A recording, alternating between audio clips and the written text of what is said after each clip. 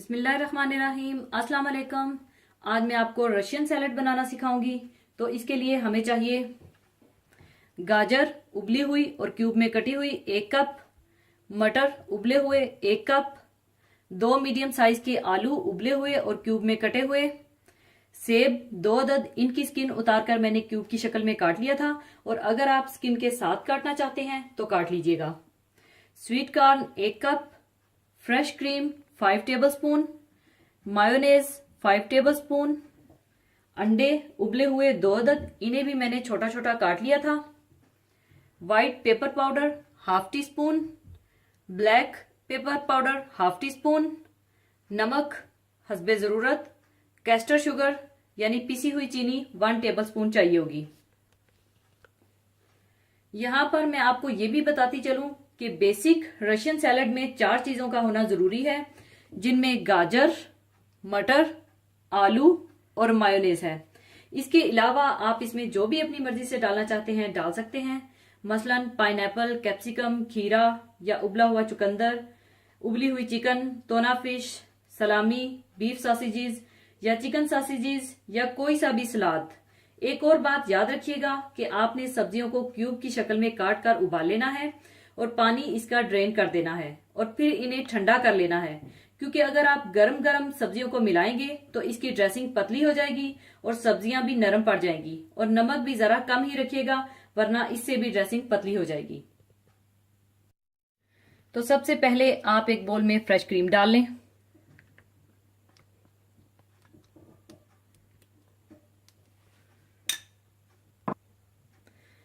और मायोनेज डाल दें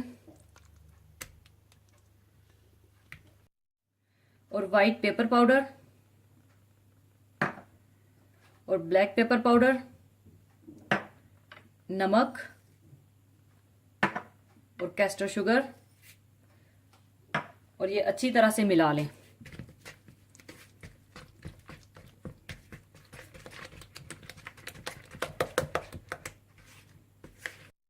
इसके बाद आप इसमें स्वीट कॉर्न,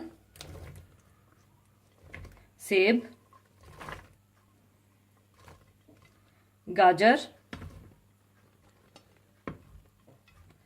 मटर,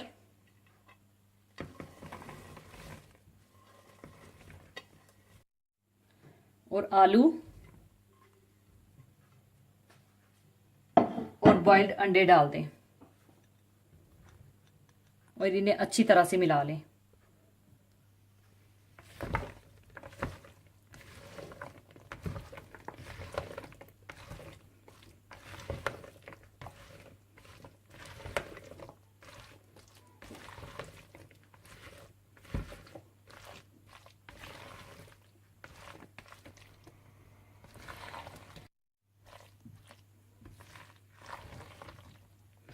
लीजिए, रशियन सैलेड तैयार है। इसे अब मैं डिश आउट कर लूंगी।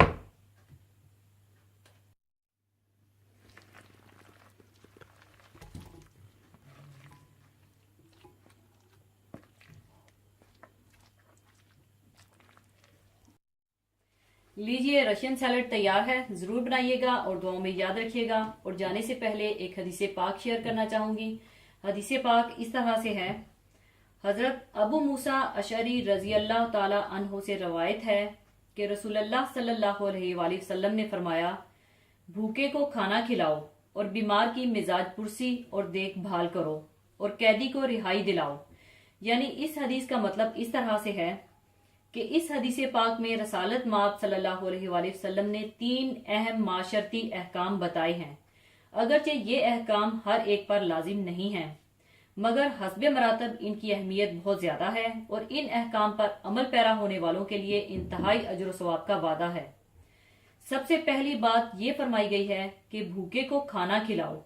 भूखे शख्स को खाना खिलाना इंतहाई अहम काम है और बिलखसूस पड़ोसी के बारे में तो इसकी सख्त ताकीद फरमाई गई है।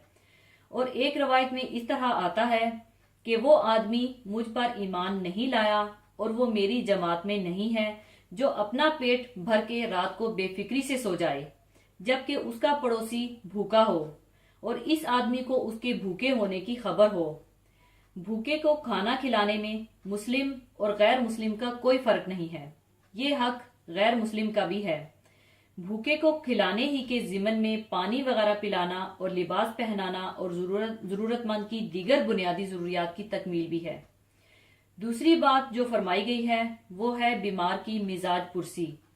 عموماً بیمار کی مزاج پرسی صرف مریض کا حال دریافت کرنے کو ہی سمجھا جاتا ہے، بلکہ اس کا مطلب تو انتہائی وسیع ہے۔ یعنی اگر مریض اپنے علاج معالجے کے اخراجات کو نہیں برداشت کر سکتا تو بقدر وسعت مریض کے علاج اور دوا کا انتظام بھی اسی مزاج پرسی میں شامل ہے۔ مریض کی عیادت کو اسلام نے بہت اہم قرار دیا ہے۔ عیادت میں صرف اجتماعی زندگی کی ایک ضرورت ہی نہیں، بلکہ یہ ایک مسلمان پر دوسرے مسلمان کا دینی اور مذہبی حق ہے۔ ساتھ ہی یہ اللہ تبارک و تعالیٰ سے تعلق اور محبت کا تقاضا بھی ہے۔ اللہ تعالیٰ سے تعلق رکھنے والا اللہ کے بندوں سے لا تعلق نہیں ہو سکتا۔ مریض کی عیادت سے غفلت دراصل اللہ تعالیٰ سے غفلت ہے۔ اسی لیے عیادت کی تاکید مختلف حدیثوں میں مختلف انداز سے کی گئی ہے۔ ایک حدیث میں اس طرح آتا ہے کہ اللہ تعالیٰ قیامت کے دن فرزند آدم سے فرمائے گا کہ اے ابن آدم، میں بیمار پڑا تھا، تو نے میری خبر نہیں لی۔ بندہ عرض کرے گا کہ اے میرے مالک اور پروردگار، میں کیسے تیری تیمارداری اور بیمار پرسی کر سکتا تھا؟ تو رب العالمین ہے، بیماری کا تجھ سے کیا واسطہ اور تیری بارگاہ میں اس کا کہاں گزر؟ اللہ تعالیٰ فرمائے گا، کیا تجھے علم نہیں ہوا تھا کہ میرا فلاں بندہ بیمار پڑا تھا اور تو نے اس کی عیادت نہیں کی اور خبر نہیں لی؟ کیا تجھے معلوم نہیں تھا کہ اگر تو اس کی خبر لیتا اور تیمارداری کرتا تو مجھے اس کے پاس ہی پاتا؟ اے ابن آدم، میں نے تجھ سے کھانا مانگا تھا، تو نے مجھے نہیں کھلایا۔ بندہ عرض کرے گا، خداوند، میں تجھے کیسے کھلاتا؟ تو رب العالمین ہے، تجھے کھانے سے کیا واسطہ؟ اللہ تعالیٰ فرمائے گا، کیا تجھے معلوم نہیں کہ میرے فلاں بندے نے تجھ سے کھانا مانگا تھا، تو نے اس کو کھانا نہیں دیا؟ کیا تجھے علم نہیں ہے کہ اگر تو اس کو کھانا کھلاتا تو اس کو میرے پاس پا لیتا؟ اے ابن آدم، میں نے پینے کے لیے تجھ سے پانی مانگا تھا، تو نے مجھے نہیں پلایا۔ بندہ عرض کرے گا، میں تجھے کیسے پلاتا؟ تو رب العالمین ہے، تجھے پینے سے کیا واسطہ؟ اللہ تعالیٰ فرمائے گا، میرے فلاں بندے نے تجھ سے پینے کے لیے پانی مانگا تھا، تو نے اس کو نہیں پلایا۔ تو سن، اگر تو اس کو پانی پلا دیتا تو اس کو میرے پاس پا لیتا۔ اور تیسری بات جس کی طرف توجہ دلائی گئی ہے وہ ہے قیدی کو رہائی دلانا۔ اس سے وہی قیدی مراد ہیں جو ناحق گرفتار ہوں یا ان کی رہائی سے خیر اور نیکی کی توقع ہو۔